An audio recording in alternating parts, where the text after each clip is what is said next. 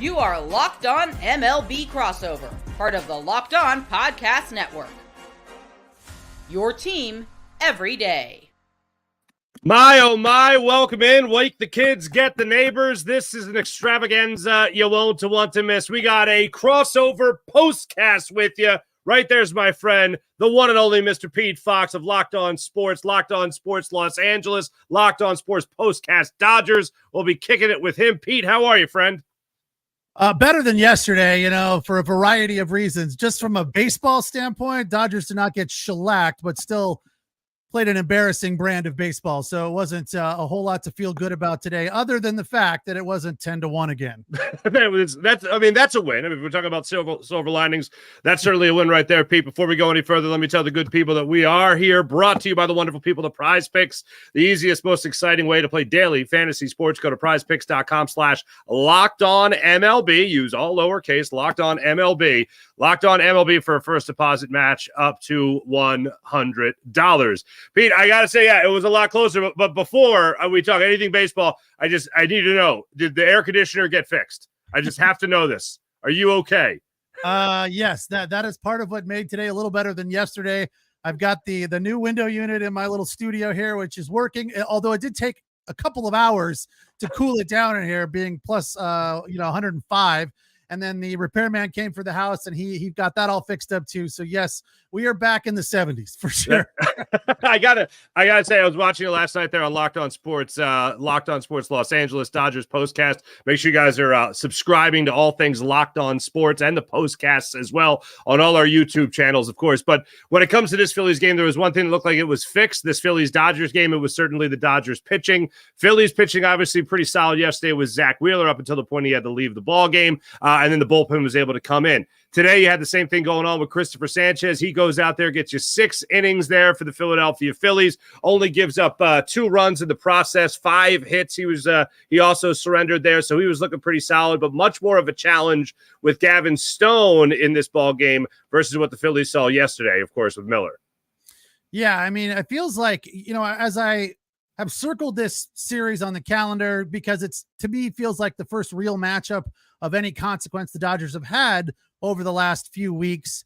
It hasn't turned out well for them. And then you get bad news that Tyler Glasnow is going on the IL and that Bobby Miller is going down to AAA. So it's like day after day, bad news just keeps coming, and the Dodgers don't seem to be getting any stronger. They're just getting weaker. And then guys like Gavin Stone, who have been very good for them, go out and get pushed around a little bit. He didn't have good command of his breaking stuff, only 3 Ks, gave up 9 hits, which is not something he's done a lot recently. And then on the other side of things, just the Phillies in general seem like a much better team, scrappier, deeper, more complete, more fundamentally sound. And then you put Sanchez on the mound, and he's throwing all that off-speed stuff down low, and the Dodgers didn't know what to do with it. I mean, they scrapped and they battled and they made it interesting. And I feel like for the first time in a long time, this team was making ugly mistakes fundamentally on defense that they don't normally make, right? The Andy Pages fly ball, where he just off the bat of Merrifield. Yeah. Yeah. I mean, it happens. It's part of baseball, but generally during the day, not at night. So the fact that the Phillies were, punking him is a little bit rough, but what else do you expect from the Phillies and Philly fans? I mentioned last night, as you probably heard, they were waiting outside. They had to be waiting outside the Dodgers hotel just to ridicule and mock them for losing 10-1. So it's kind of what Dodger fans expect when in Philadelphia. So, that kind of stuff. And then Miggy Rojas missing a ground ball. That guy hasn't done that all year. And then he gets caught off base on a base running error, another fundamental error that the Dodgers just don't make. So, it just seems to be getting worse day after day. So, I don't know what the answer is. I think the first thing is the Dodgers need to acquire some pitching, starting pitching to be specific, and then, start talking about a bat, because they are thin in that area as well. And I know it's not all about Max Muncy. And if Max Muncy comes back, everything's not okay. But the Dodgers they're not deep there. And that's another problem for them. So hopefully Friedman is going to work and has been working hard leading up to the trade deadline, and the Dodgers can add some help, because the starting pitching is in a bad way right now. And that's a bad place to be for sure. See, that's interesting. Aside from maybe just sharing our mutual love of Chase Utley, I wanted to also ask you about what was going on with this Dodgers team, or what's going to be going on with this Dodgers team when it comes to the trade deadline, because they're going to be right there. No doubt about that. They're going to be right there. And the Phillies are going to be looking for a bat. They're going to be looking for a bullpen arm, not necessarily looking for a starter. But it sounds to me, from what you're saying, the Dodgers' number one priority is going to be a starting pitcher. Is that the way you see it? Absolutely. Yeah. Garrett Crochet of the White Sox is the name that's being thrown around a fair amount, but they feel like that's going to cost them some money.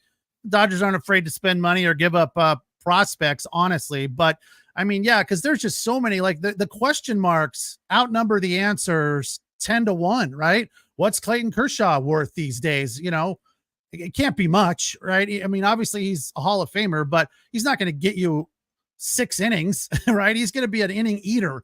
I don't even know if they would start him. I think they would probably bring him in the second or third after an opener. Yamamoto, I mean, elbow and shoulder problems already. That's just, I mean, that equals scared to death. Don't know what any of that means. So Bobby Miller gone. You know, their Landon Knack is going tomorrow, who's a rookie.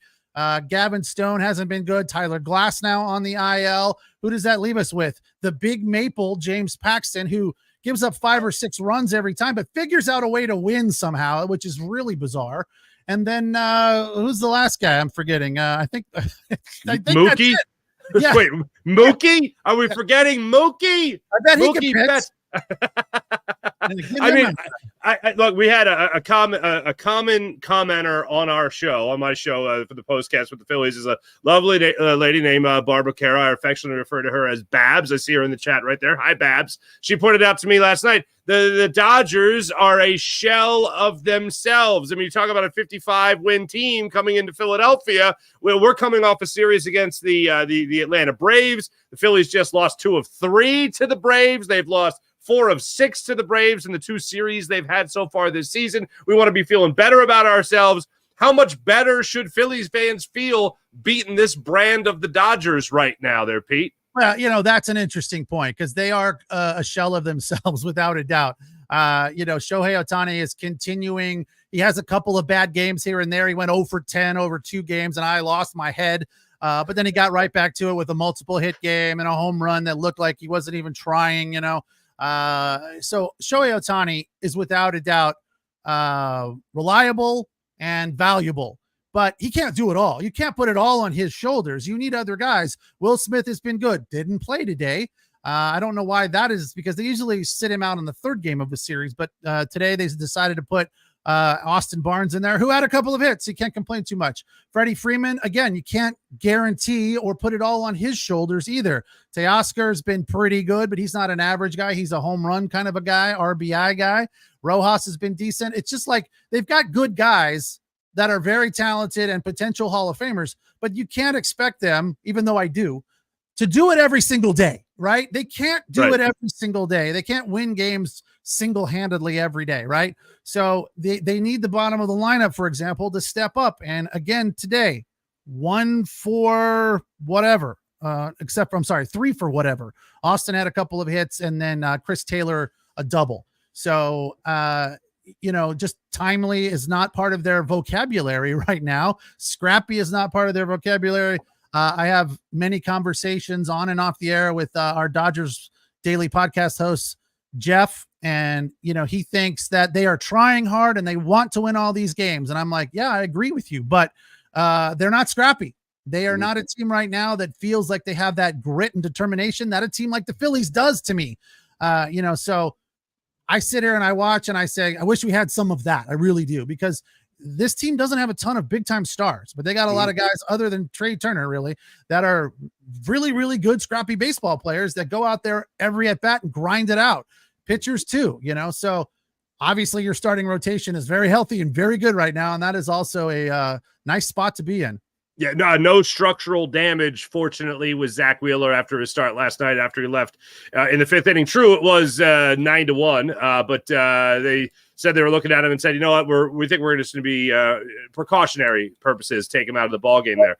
You mentioned the word scrappy a couple of times. I find that really interesting, and I take that for this Phillies team as a huge compliment, because I don't know if the same thing exists in Los Angeles with the Dodgers, but we have this certain feeling in Philadelphia always of a fatalist mentality where we feel like even though it's 60 wins and they're the first team to 60 wins and they've had the best record in baseball for the vast majority of the season, Pete, one of the things we all look at in Philadelphia is just waiting for that shoe to drop. So they have done a great job against the Atlanta Braves in the postseason over the last 2 years, when the Braves won the division and then the Phillies have just spanked them on out of the playoffs, allowing them to win just one game per series in the postseason over the last 2 years.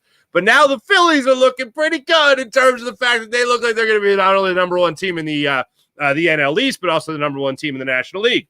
But the reason I don't think we should all be fatalists in Philadelphia is because the Phillies still play with that chip on their shoulder. They still play like, even if they are the number one team in baseball, they got the best record in baseball, whatever it is, they still feel like they have a lot to prove because they're a team that 2 years ago was 2 wins shy of winning a World Series. They're also a team that was 2 wins shy of winning a World Series and got no hit, a combined no-hitter against the Astros. So they know what it's like to be so high and then come crashing down low. And then, of course, last year, being up, going into Arizona, and then having to come back to Philadelphia for a Game 7 against the Diamondbacks in which they lose, I still feel like now with 60 wins under their belt, they're still playing like a team that's competing for a wild card spot. And if you want to talk about scrappy, I think that still well defines a 60-win scrappy team, if a 60-win team can, in fact, be scrappy, Pete.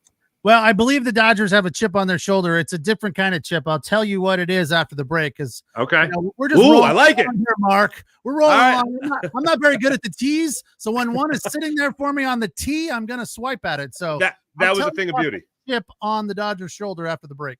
Fair enough. I'll be back in a second here on Locked On Sports Philadelphia, Locked On Sports Los Angeles on this Phillies-Dodgers postcast. Let me tell you right now about the great people at, I believe it's booking.com, as I don't have my things well organized. Miss Scoozy. But let me tell you about booking.com. Booking.yeah. With summer travel heating up, especially travel for baseball games, it's time to explore those U.S. cities you always secretly wanted to learn more about. And yes, I'm talking about your rival cities as well, with hotels, bed and breakfast, vacation rentals, resorts, so much more on booking.com.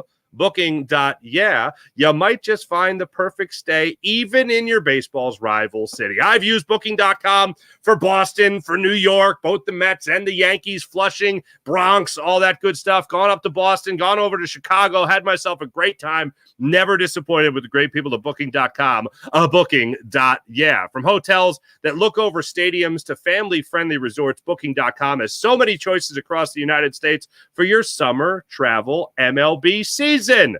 The right stay can make you a fan of any U.S. city, yes, even your rivals as well. Book today at Booking.com on the site or in Booking.com's app. Booking.com, Booking.yeah. How about the incredible people of the Game Time app?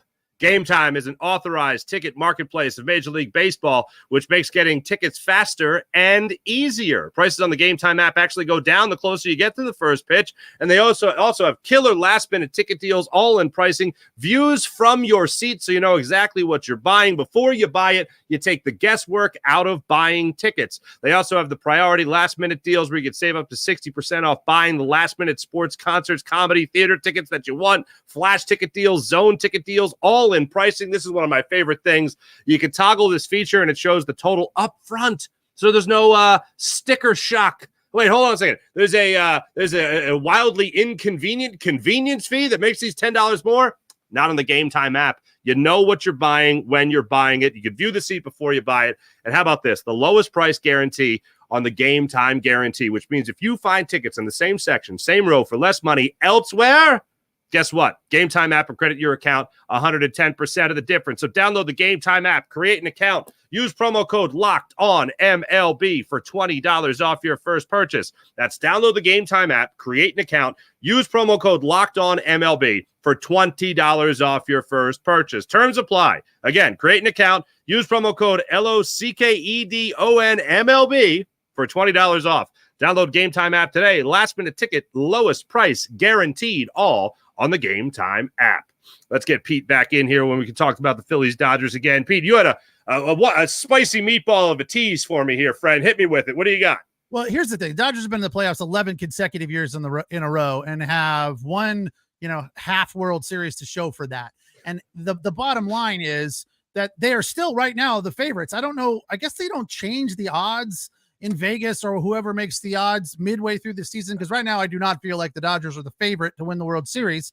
Phils are right behind them at plus 500, so they could probably move that up or at least make it equal at this point. But the Dodgers, with that streak of winning the West or being in the playoffs 11 consecutive years in a row, it's become a situation where that fatalist mentality, as you pointed out, is something that Dodger fans expect, because they're always trying to find the right recipe for pitching, because it always seems to boil down to pitching in the postseason for them. And they can't ever seem to enter last year, they were just beat up left, right, and center. They can't ever get on the right foot or have a nice rhythm going into the postseason. So the expectations, in spite of the, continued success year after year about getting into the playoffs, is very low about production in the playoffs. So the chip on their shoulder is, hey, we're a talented, rich organization that makes the playoffs every year, but we don't do anything in the playoffs. Mm-hmm. So I feel like the Dodgers have this chip on their shoulder that is kind of misappropriated. They don't really have it when they need it at the end of the season to get into a rhythm. And then when they get into the postseason, yeah, there's somewhat of a chip, but it's misplaced, I think, is the best way to describe it, because this winning the West, that week off for the wild card action, is killing them, right? Killing them. And there's no way to account for that. 3 of the 4 teams last year that won the division were out in the first round. The only one that wasn't was the ultimate winner of the World Series, the Texas Rangers. So clearly the answer to winning a World Series is get Bruce Bochy as your manager. That's what you need to do. Yeah. So, oh man, we got horrible memories in Philadelphia of Bruce Bochy and those Giants teams back in the day, man. But I always respected the hell out of him. One hell of it. John Kruk here in Philadelphia always speaks extremely high of Bruce Bochy as a skipper and as a teammate as well. Before we get to what I think was the difference in the ball game, one more thing I want to cover with you here when it comes to the Phillies and Dodgers here is Trey Turner. Was there a feeling with Trey Turner? Like, is the LA fan base, the Dodger fan base, spiteful, or do they know that Trey Turner pretty much wanted to go back to the East Coast? I wouldn't call it spiteful. Yeah, I was hopeful that he would want to stay, but over the weekend, talking with Jeff from Locked On Dodgers, who's in the chat over here, he pointed out that you were crazy. You're high to think that he was ever going to stay, right? He was like, that was never going to happen. So evidently, that's common knowledge. I guess I missed it. I was hopeful that he would stay, but yeah, it's not a bitterness where screw you, Trey Turner. I was like, I just look at it now and go, I wish he was still on the team, is how I see it, Right. But yeah, there was kind of like Corey Seager was never going to be a Dodger either. He was going to go somewhere else. Texas seemed to be a good fit for him, et cetera, et cetera. So yeah, I wouldn't call it spite. I would call it disappointment or longing. It's like, the guy who's dating out of his league and then the girl obviously breaks up with him and you're like, okay, I get it, but it was nice dating you, Yeah, right. I enjoyed it and I wished it could have gone on longer, but it didn't. And I need to touch on something here real quick. Yes. Mickey from the chat, Mickey O, is questioning my knowledge of Yamamoto's injury. And he's right. I was off by about 6 inches on the arm. It is the shoulder, i.e. the rotator cuff and the tricep, not the elbow. So apologies, Mickey. You are correct. I was off. It's not the elbow. It's the tricep. And more importantly, the rotator cuff. Anyway, you slice it, it's not good. He ain't playing, Jack. You know what I'm saying? As far as Trey Turner goes, he has been on one hell of a tear here in Philadelphia. I mean, he is just knocking the cover off the ball now. Another 2 hits tonight for the Phillies. And, of course, had a go-ahead RBI in a 4th inning that was just or 5th inning, rather. Last night was the 4th inning. Tonight was the 5th inning. This was crazy. Usually the term, Pete, a game of inches is for football. But it certainly applied in the 5th inning tonight. First off, you mentioned Pages. How do you say his name? Pages. He can't he loses the ball. I don't know how he lost it, but he lost the ball off the bat of Whit Merrifield. Credit to Whit Merrifield. He was hustling, busting around, gets a triple out of it somehow magically. And then there's two great defensive plays. Well, one really great one.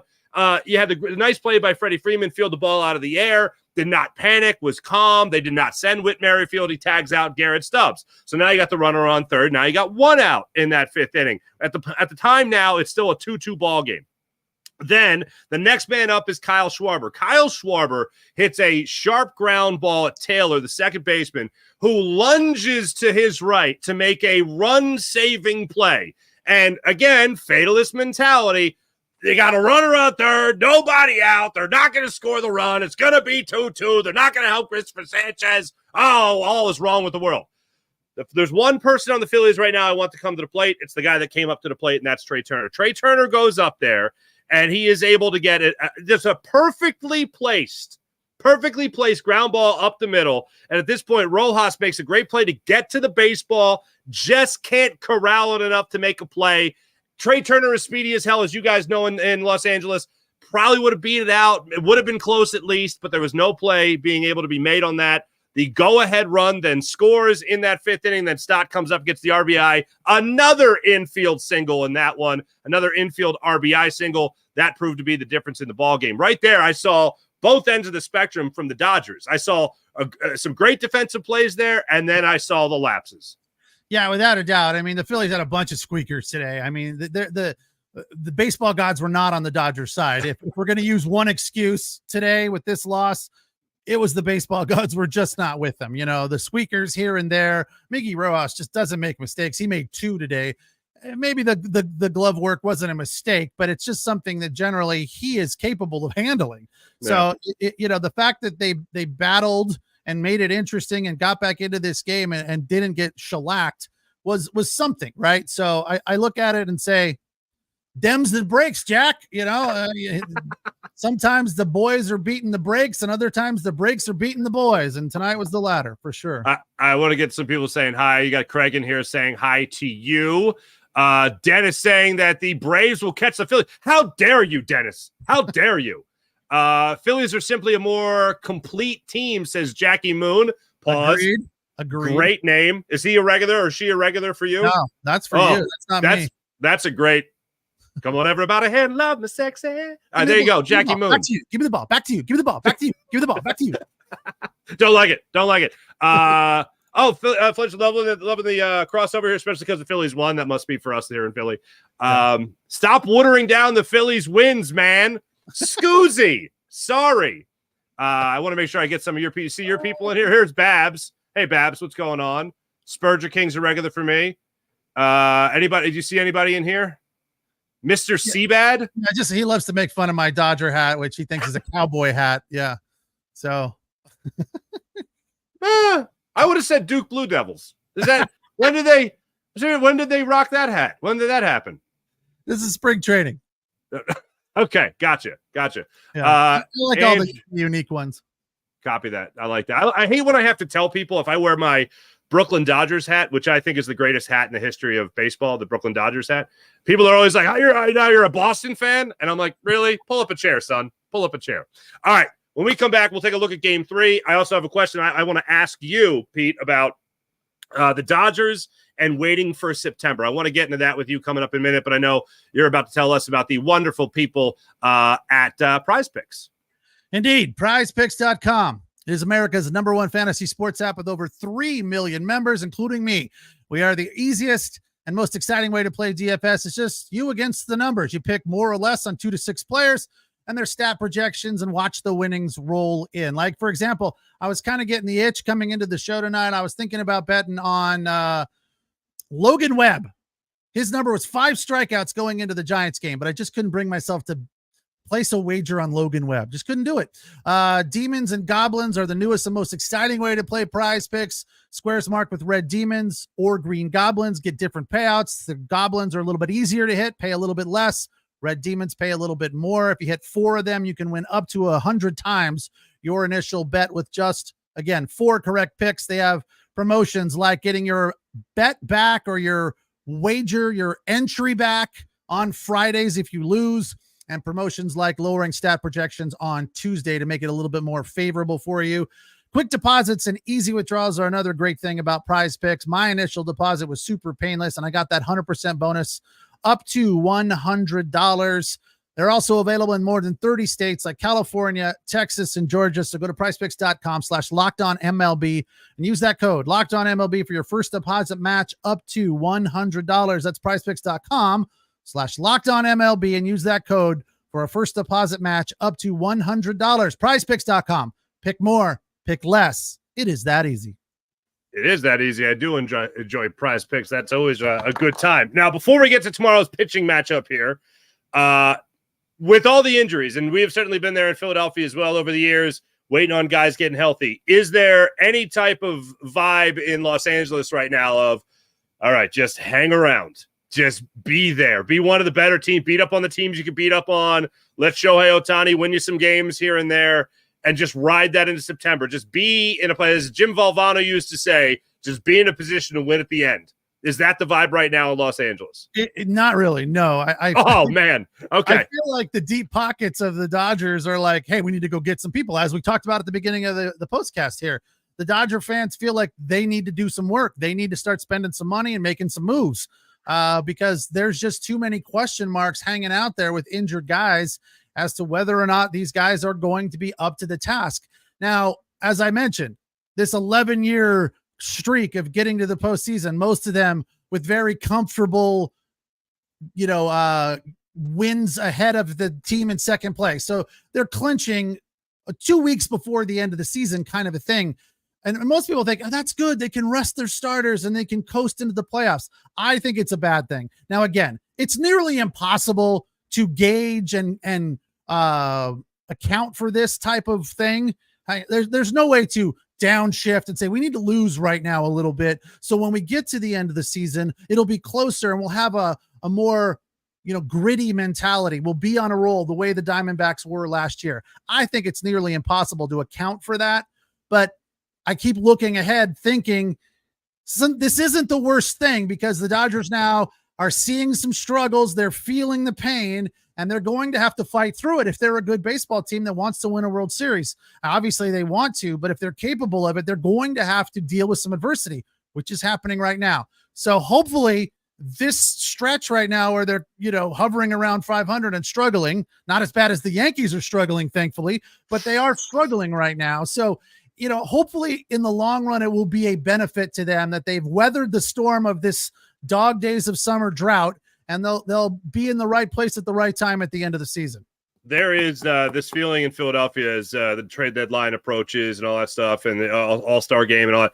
There are 7 All-Stars for the Phillies. Like that's obviously never happened before. It's pretty incredible. As I've mentioned, you're the first team to 60 wins. As I've mentioned, you've had the best record in baseball for the vast majority of the season. It's pretty wild. It's unfamiliar territory is what it is when it comes to this baseball team. We're not used to seeing the Phillies actually play good baseball until the month of June. And this past June, they were only, I think, 4 or 5 games above 500. Usually they just start beating the brakes off teams in June. They've been doing it for the majority of the season.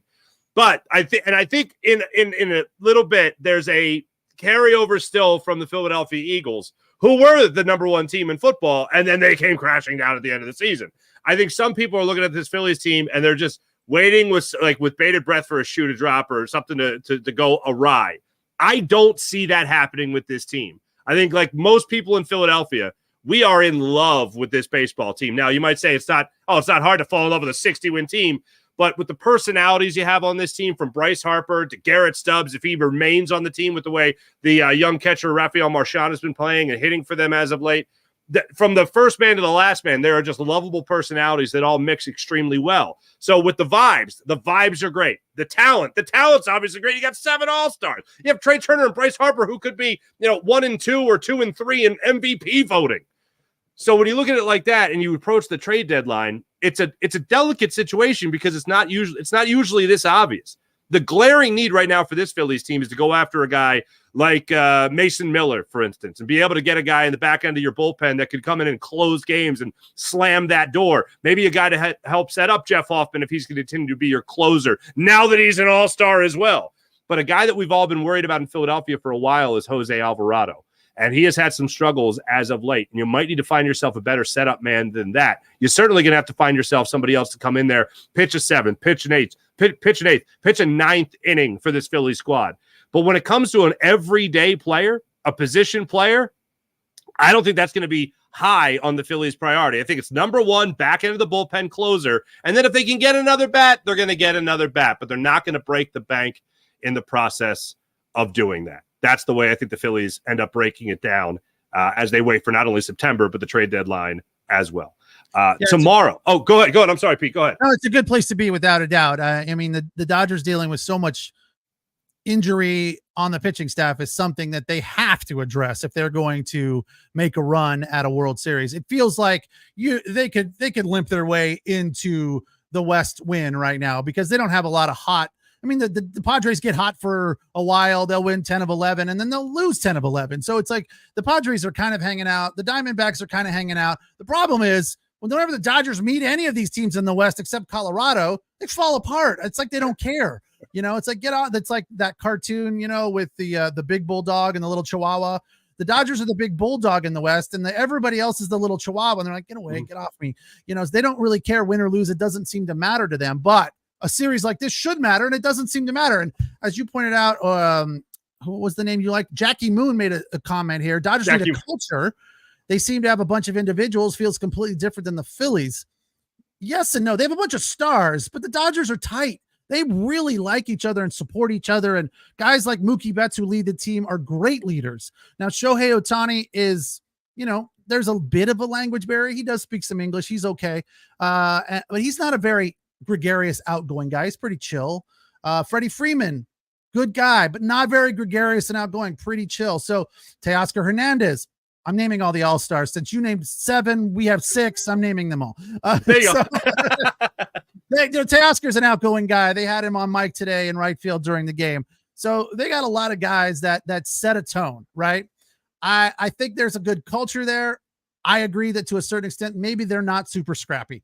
So I don't know how you get that. At times I feel like the Dodgers are that team that throw their jerseys on the field and expect that to be enough to win the game. And unfortunately it's not. So I like that. They're going to have to do more in a variety of different departments. And they just need some help with the starting rotation because it's just so thin right now. They're going to be like the Giants here for the next, the All-Star break is coming at a good time, but the week or two after the All-Star break, they're going to be like the Giants. They're going to run bullpen games day after day because they're only going to have 3 starters. So that's not what you're looking for. All right. For tomorrow, Pete, what can you tell me about Landon Knack? He's, he's one of these guys. I know this is a cheesy term, but my old co-host used to hate it when I said this.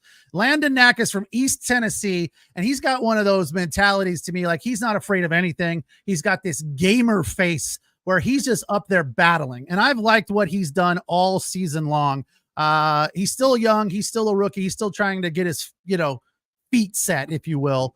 Sure. But good ERA, 2.86 and a whip below 1. So he's a guy that strikes people out. He likes the fastball, but then if the off-speed stuff is working, then he's tough to hit at times. But that hasn't been something the Dodgers have been fortunate to have of late. A starting pitcher come out and have both the fastball and the off-speed breaking stuff. So hopefully Landon Knack can snap that streak of bad starts for the Dodgers.